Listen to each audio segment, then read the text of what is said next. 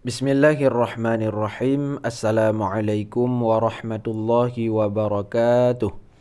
Alhamdulillahilladzi 'allamal Qur'an wassalatu wassalamu ala sayyidina Muhammadin khairil anam.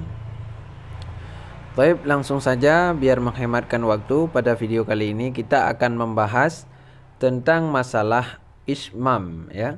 Adapun bagaimana sih cara membaca ismam yang terdapat di surah Yusuf ayat 11, ya.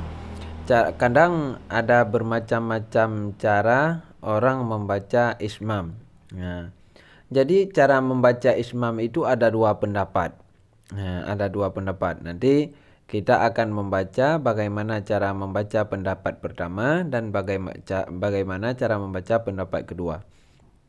Oke, ismam dan imalah itu hanya ada dua dalam satu Quran. Ya. Jadi ismam terdapat sekali, imalah juga terdapat sekali dalam surat Hud ayat 41 kalau enggak salah. Kalau di sini surat Yusuf yaitu ayat 11 ini ismam. Langsung saja kita bahas. Ismam itu ada dua pendapat cara membacanya. Pendapat yang paling masyhur, kita membaca, jadi di saat nun ini bertasydid, mim bertasydid kepada nun, di tengah pertengahan dengung, kita memonyongkan bibir kita. Bacanya tetap mana tidak berubah. Bacaannya tetap tidak berubah, akan tetapi bibirnya dimonyongkan. Seperti ini contohnya. Seperti bibir Syekh ini monyong, ya. Kita baca qalu ya abana ma laka la ta'manna. Tetap la ta'manna baca. La ta'manna ala Yusufa wa inna lahu. Tetap la ta'manna, akan tetapi bibirnya dimonyongkan seakan-akan membaca baris dhammah. Padahal baca tetap la ta'man man, bibir aja yang monyong. Contoh monyong seperti bibir di foto ini. Bibir Syekh di foto ini menggambarkan cara memonyongkan bibir saat membaca la ta'man. Bukan berubah, tidak berubah, tetap la ta'manna. La ta'manna ala Yusufa wa inna lahu. Begitu cara membaca yang pertama. Yang kedua, cara membacanya, pendapat yang kedua, cara membacanya seakan-akan ada dua huruf nun.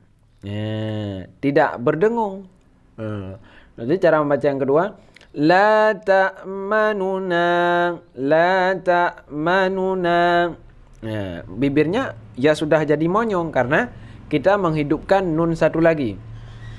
Berarti tasydid ini kita jadikan nun yang kedua, yaitu berbaris dhammah, ya. La ta'manuna ala manuna. Ya. Itu cara baca yang kedua. Akan tetapi yang ma'ruf di antara ulama-ulama, cara membaca ismam adalah seperti cara yang pertama, yaitu memonyongkan bibir dan membaca seperti biasa. Kita hanya monyong bibir saja, bacaannya tetap sama. Begitu cara membaca ismam. Ya. Yang pertama berarti la ta'manna dengan cara memonyongkan bibir, bacaan tetap sama. Yang kedua, la ta'manuna ala, la ta'manuna. Seperti nun yang satu tasydid ini kita jadikan nun, ya. Itu cara yang kedua. Begitulah cara membaca yaitu ismam. Ya. Pengertian ismam apa? Ini kita simak. Di sini ada imalah, ada ismam, ya. Ini contoh imalah.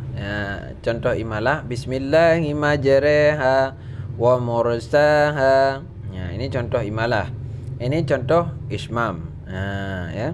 La ta'man manna.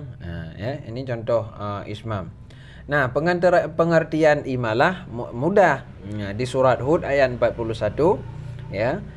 Contohnya alif sesudah ra dibaca imalah. Itu ada alif sesudah ra di sini dibaca bismillahirrahmanirrahim. Makna imalah memalingkan. Jadi dari ra menjadi re ya.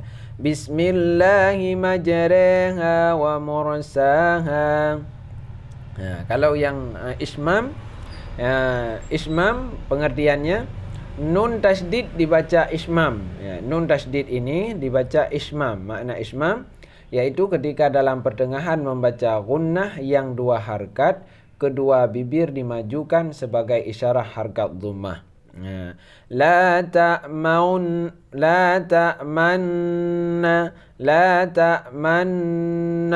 bibir monyong, bacaannya tetap la ta'manna ya. Nah, cuman sambil berdengung sambil memonyongkan bibir. Nah, seperti contoh di foto yang ini. Nah, seperti contoh di foto yang tadi ya. Nah, begitulah cara membaca ismam dan imalah yang benar. Nah, cukup segitu saja. Jangan lupa subscribe, like dan share channel Tahsinul Quran dan Doa ini. Semoga bermanfaat bagi kita semua. Dan juga bagi orang-orang pecinta Al-Quran, semoga dimudahkan oleh Allah dalam belajar Al-Quran dan membaca bahasa-bahasa yang memang bersangkutan dengan bahasa Arab. Amin ya rabbal alamin. Kami akhiri, assalamualaikum warahmatullahi wabarakatuh.